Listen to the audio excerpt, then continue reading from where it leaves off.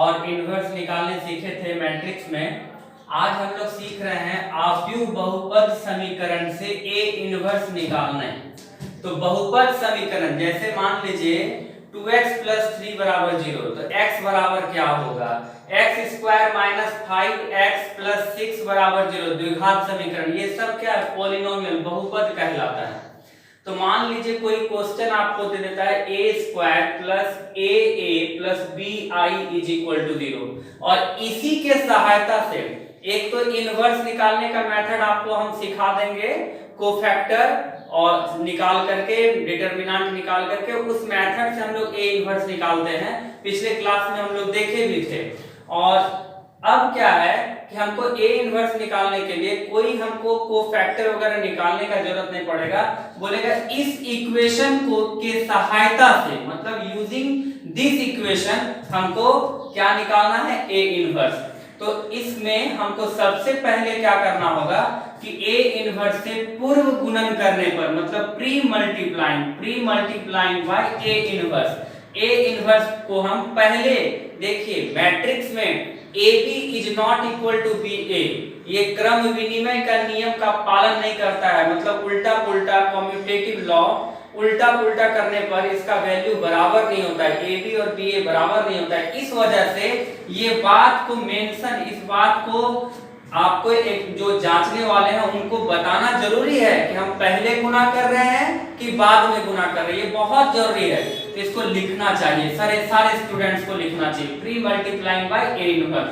तो देखिए A inverse का हम पहले मल्टीप्लाइंग किए हैं, कांस्टेंट को कोई दिक्कत नहीं, कांस्टेंट आप पहले लिख दीजिए, मैट्रिक्स में पहले लिखे हैं सब में।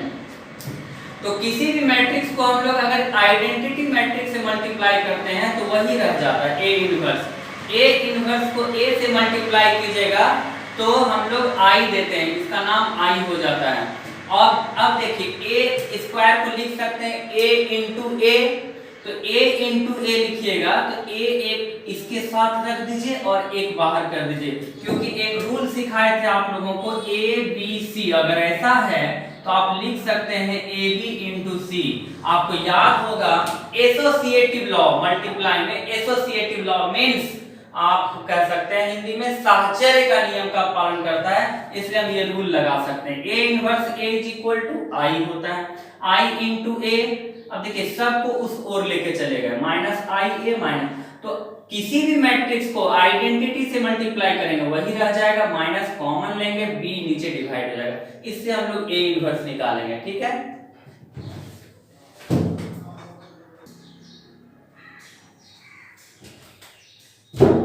देखिए एक एग्जांपल हम दिखा रहे हैं इसी पर, आव्यूह बहुपद समीकरण से ए इनवर्स निकालने, जो हम आपको सिखाए थे। यदि A = अगर दो ऑर्डर का मैट्रिक्स दिया हुआ है, जब भी एक बात याद रखिए, आप लोगों को क्वेश्चन पूछेगा एग्जाम में तो ज्यादातर दो ऑर्डर का पूछेगा, क्योंकि तीन ऑर्डर का पूछने का उसका XYZ जब हम निकालते हैं तब वहां पर वो 6 मार्क्स का क्वेश्चन पूछता है। और जब भी इस टाइप का क्वेश्चन पूछेगा तो हमेशा दो ऑर्डर का देगा। ऐसे आपके एनसीईआरटी में 3 ऑर्डर का भी है, आप A² निकाल सकते हैं, A³ निकाल सकते हैं। इसी टाइप से सारा क्वेश्चंस को हम लेकर के आगे बढ़ेंगे। ध्यान दीजिए A दिया हुआ है तो इसमें डिटरमिनेंट A का वैल्यू निकाल देते हैं। तो चूंकि डिटरमिनेंट A का वैल्यू निकालने पर जब ये 0 नहीं होगा तो हम आपको सिखाए थे कि ये नॉन सिंगुलर मैट्रिक्स है, मींस अव्युत्क्रमणीय। मतलब जब डिटरमिनेंट 0 हो जाता था तो हम लोग लिखते थे ए इनवर्स का अस्तित्व तो नहीं होगा, मींस एग्जिस्ट नहीं करेगा। यहाँ लिखे हैं 0 तो है नहीं, 1 आया है, तो हम क्या लिखे, ए इनवर्स का अस्तित्व है। देखिएगा ध्यान से, डिटरमिनेंट ए का वैल्यू 1 आया, 3 × 1 = 3, -2 1 आया है, तो हम कहे 0 नहीं है वो, इसका मतलब हो गया 1 है, वो 0 नहीं है, इस वजह से ए इनवर्स एग्जिस्ट करेगा, ए इनवर्स का अस्तित्व है। अब ध्यान दीजिए A² का वैल्यू निकालना है। देखिए समीकरण दिया हुआ पॉलिनोमियल A × A, सॉल्व कीजिएगा, इतना आ जाएगा। आपको मल्टीप्लाई करने सिखाए हैं, पहला रो पहला कॉलम, 3 × 3 = 9, 2 × 1 = 2, 11 हो जाएगा, 3 × 2 = 6, 2 × 1 = 2, 8 हो जाएगा। इस तरह से सॉल्व कीजिएगा, मल्टीप्लिकेशन आपको सिखा दिया गया है। अब देखिए समीकरण में हम इस चीज को बैठाते हैं, 11 8 4 3 A × A का वैल्यू है 3211, तो 11 8 4 3 a इंटू ए का वैल्यू 3211 b 1001 इस तरह से लिख दीजिएगा, सॉल्व कीजिएगा मल्टीप्लाई करके। देखिए इस तरह से इक्वेशन आएगा, 4 इक्वेशन आएगा, a का वैल्यू -4 आ जाएगा। अब a का वैल्यू -4 रखिएगा तो 3 - 4 -1 तो b हो जाएगा +1। a और b का वैल्यू निकालें।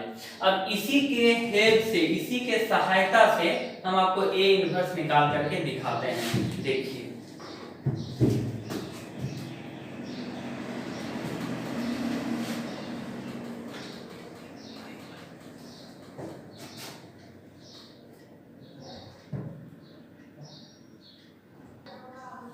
देखिए अब इसी के सहायता से a के जगह पे -4 आया था, b के जगह पे 1 आया था, सॉल्व कीजिएगा। उसी तरह से जैसे हम आपको वर्किंग रूल बताएं, कुछ दिमाग नहीं लगाना है, इसी को बार बार 10 बार लिखिए, आपको आदत में शामिल हो जाएगा। कोई भी चीज को आदत में शामिल कीजिएगा तब pre multiplying by A inverse को मल्टीप्लाई कर दिए। अब उसको फिर उसी तरह से साहचर्य का पालन करता है, ए इनवर्स ए आई हो जाएगा, तो ए इनवर्स का वैल्यू इतना आ गया, सॉल्व कीजिएगा ए इनवर्स आ जाएगा। कभी कभी बच्चों वीडियो आपको लगेगा कि सर पॉज करने बोल रहे, ये करने बोल रहे, बहुत परेशानी है, लेकिन नया नया है, इसमें वीडियो धीरे धीरे बन जाएगा। इसमें आप मेन सीखिए, आपको जो पढ़ाया जा रहा है आप उस पर कॉन्सेंट्रेट कीजिए, ये नहीं कि कुछ खराब हो गया, कुछ अच्छा हो गया, आपका वो काम नहीं है। आप, मेरा काम है सुधारना, आप मेहनत करते चले जाइए। देखिए एनसीईआरटी का एक्सरसाइज 4.5 बनाने का जरूरत नहीं था, आप लोग अपने से मेहनत कीजिएगा तो बन जाएगा, लेकिन क्या कीजिएगा, मेरा डिले वैसा है। तो थोड़ा 11 नंबर का क्वेश्चन बहुत बार मेरे बैच में बहुत सारे बच्चे पूछते हैं कि कॉस अल्फा साइन अल्फा देख करके उन लोगों का भी माथा का अल्फा बन जाता है, बनता ही नहीं है। तो आपको हम ये बना करके दिखा देते हैं कि अगर इसको a मान लीजिएगा तो डिटरमिनेंट निकालना है। डिटरमिनेंट हम लोग आसानी से कैसे निकाल लेते हैं, जिसमें सबसे ज्यादा सुनना हो उसको हम एक्सपेंड करते हैं। तो 1 लेंगे, cos into minus cos alpha minus cos square alpha minus sine square alpha -1 आ जाएगा 0 पे। अब को फैक्टर निकालना है, आपको पता था माइनर किसको कहते हैं, माइनर जैसे 1 का माइनर 1 का माइनर निकालना है तो उस जो पोजीशन होल्ड कर रहा है, जिस पोजीशन पे है उस पोजीशन को डिलीट कीजिएगा, बचेगा cos अल्फा sin अल्फा। उस तरह से लिखने के लिए सिखाए थे। और को फैक्टर में आपको खाली बताए थे -1 पे पावर 2। तो को फैक्टर और माइनर फिर से समझा रहे हैं, को फैक्टर और माइनर बराबर होता है कब, जब पोजीशन को जोड़ेंगे इवन आ जाएगा तब, और जब पोजीशन को जोड़ने पर ऑड आएगा तो उसका साइन चेंज हो जाएगा। तो देखिए a11 तो जो माइनर है ये भी तो आपका प्लस ही दे देगा, -1 पे पावर 2 तो -1 ही हो जाएगा। a12 मींस 0 का तो -1 पे पावर, इस तरह से निकालते चलिए। देखिए डिलीट कीजिएगा, 0 sine alpha 0 minus cos alpha, देख लीजिए एकदम साफ दिख रहा है, आपको हम दिखा दें। सब उसी तरह से आप निकाल लीजिएगा। एडजॉइंट ए का फार्मूला ये होता है, a11 a12 a13 होना चाहिए, लेकिन आपको क्या बताए थे, डैश कर देने उसका, तो ये मतलब कि ट्रांसपोज निकाल दीजिएगा, इस तरह से होगा। ए इनवर्स का फार्मूला पे क्वेश्चन का आंसर आ जाएगा। ठीक है, चलिए एक क्वेश्चन और देखते हैं इस चैप्टर का। देखिए 12 नंबर का क्वेश्चन है, ए दिया हुआ है, बी दिया हुआ है, ए बी इनवर्स पर is equal to B inverse A inverse proof करना है। इस तरह का क्वेश्चन एग्जाम्पल में भी बना हुआ है, लेकिन हम बार देखते हैं बच्चे लोगों को पूछ लेते हैं इस क्वेश्चन को बैच में कि सर नहीं बना, सर फिर से बना दीजिए। हमको लगता है इसलिए कि इसमें बहुत ज्यादा गुना भाग करना है, इसीलिए थोड़ा सा मेहनत कीजिएगा तो आप लोग से भी बन जाएगा। आप लोग खराब स्टूडेंट कोई नहीं है, मेहनत नहीं करते, जहां पे मेहनत करते हैं वहां पे तो अच्छा रहते ही है। तो ए बी आप मल्टीप्लाई कीजिएगा, देखिए मल्टीप्लाई कीजिए, 3 6 18 7 7 49 49, 3 into 8 24 7, इस तरह से मल्टीप्लाई कीजिएगा, 67 87 आ जाएगा। ए बी का डिटरमिनेंट निकालिएगा, -2 आ जाएगा, सॉल्व कीजिएगा, मल्टीप्लाई इस तरह से ऐसे इसको ऐसे कीजिएगा, मल्टीप्लाई कीजिएगा -2, तो इसका मतलब ये 0 नहीं दिया तो इसका इनवर्स एग्जिस्ट करेगा। अब को फैक्टर निकालने का क्या है भाई, ए बी का को फैक्टर निकालना, तो 67 का को फैक्टर, तो 67 किस पोजीशन पर है भाई, 1 1, 61। पॉजिटिव ही क्यों रहा, सेम साइन क्यों रहा, क्योंकि 1 1 पोजीशन है उसका 1 1 2 इवन नंबर, इसलिए सेम साइन रखे। E for even, E for equal, O for odd, O for opposite. मतलब अगर इवन आ गया तो सेम लिख देंगे और ऑड आ गया तो अपोजिट कर देंगे।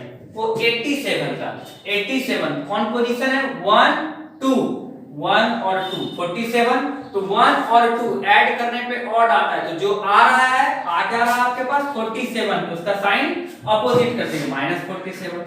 उस तरह से आप इन सबको निकाल लीजिएगा। एडजॉइंट निकालिएगा, कैसे निकालते हैं, ये क्या है A11 है, मतलब पहला रो पहला कॉलम था, ये पहला रो दूसरा कॉलम था।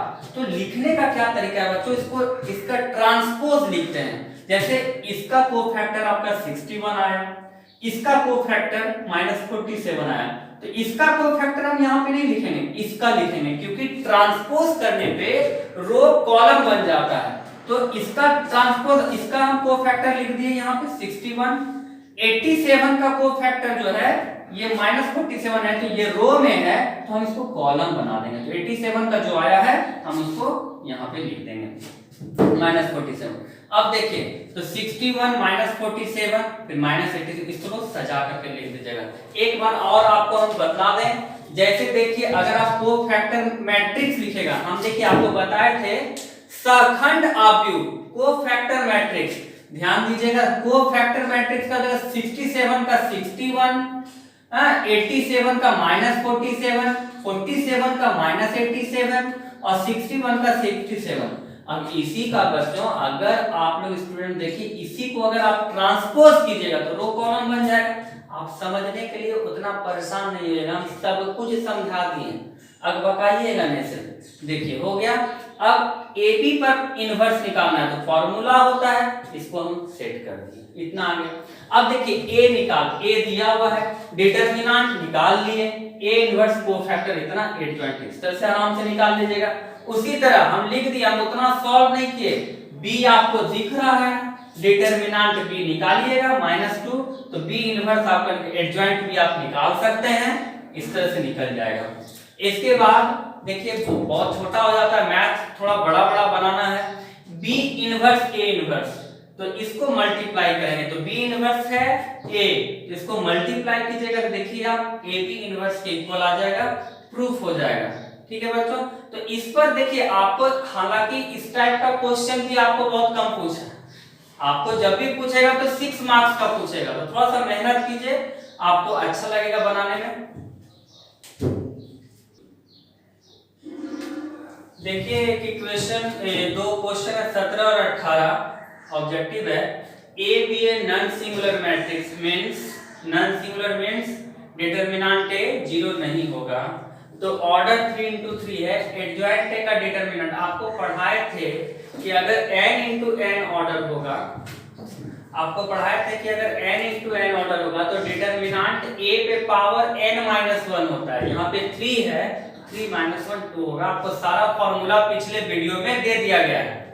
अब दूसरा क्वेश्चन इन्वर्टेबल, देखिए जैसे इसी को आप समझना है, 3 into 3 है, अगर 2 into 2 में लीजिएगा तो देखिए determinant A square 2 into 2 order है तो 1 हो गया पावर, उस तरह से 3 into 3 है तो 2 हो गया। अब इसमें देखिए A इनवर्स आपको ये फॉर्मूला होता है, डिटरमिनेंट निकालिएगा तो ये स्क्वायर क्यों हो गया, आपको बताए थे, याद कीजिए कि अगर मैट्रिक्स में कोई भी चीज मल्टीप्लाई कीजिएगा तो सब में होगा, ठीक है, लेकिन डिटरमिनेंट में जब आप कोई भी चीज मल्टीप्लाई करते हैं डिटरमिनेंट में, तो किसी एक रो या एक कॉलम भागीदारी करता है उसका। तो एडजॉइंट A चूंकि क्या 2 ऑर्डर का है, तो ये जो मैट्रिक्स 1 बाय डिटरमिनेंट A है वो सारे में मल्टीप्लाई होगा, तो उसमें 2 रो है, आपका 2 रो है, 2 कॉलम है, तो 2 बार निकल जाएगा, तो डिटरमिनेंट A का स्क्वायर होगा। और अब इसका डिटरमिनेंट तो आप जानते हैं डिटरमिनेंट A होता है, ये कट जाएगा, 1 बाय डिटरमिनेंट A होता है। तो समझना आपको सिर्फ इस जगह पे है, यहाँ पे भी स्क्वायर हो गया। कैसे हो गया? क्योंकि ये जब अंदर जाके मल्टीप्लाई होगा तो दोनों रो में जाके मल्टीप्लाई होगा, और जब डिटर्मिनेंट में निकलेगा तो दोनों रो से निकल जाएगा, और जब दोनों रो से निकल जाएगा तो स्क्वायर हो जाएगा, और स्क्वायर होगा, और इसका डिटर्मिनेंट तो आपको हम निकाल के दिखा दिए, 2 × 2 ऑर्डर है तो पावर 1 हो जाएगा। तो यहाँ पे देखिए कट करके 1/2, तो दोनों का ऑप्शन क्या हो जाएगा बच्चों? दोनों का ऑप्शन हो जाएगा बी। ठीक है, तो अब हम लोग देखते हैं, और इसके आगे नेक्स्ट डे में हम लोग क्लास ले लेंगे 4.6 चैप्टर, जिसमें x y z को सॉल्व किया जाता है। अब देखिए इसमें 16 और 15 दो ऐसा क्वेश्चन है जिसमें 3 ऑर्डर का मैट्रिक्स दिया हुआ है। बहुत अधिक हम देखें आज तक उस टाइप का क्वेश्चन पूछा नहीं है, लेकिन आप लोग अगर घर में प्रयास कीजिएगा, देखिएगा आपका a क्यूब माइनस मतलब कि a स्क्वायर प्लस b इस तरह से ci करके आपको बोला प्रूफ करने के लिए। कुछ नहीं, आप a स्क्वायर निकालिए, a क्यूब निकालिए, निकाल करके सब में सेट कीजिए, 0 हो जाएगा। इसके बाद इसी के हेल्प से आपको इनवर्स निकालने का है, तो आपको बच्चों याद होगा। ठीक है, हम एक बार इसको सिखा देंगे नेक्स्ट वीडियो में, आप देख लीजिएगा सिर्फ इक्वेशन को कैसे सॉल्व करते हैं, और नेक्स्ट वीडियो में हम बच्चों लास्ट करेंगे x y z का वैल्यू निकालेंगे। ठीक है, x y z का वैल्यू कैसे निकालते हैं मैट्रिक्स मेथड से, वो लास्ट हो जाएगा। ठीक है।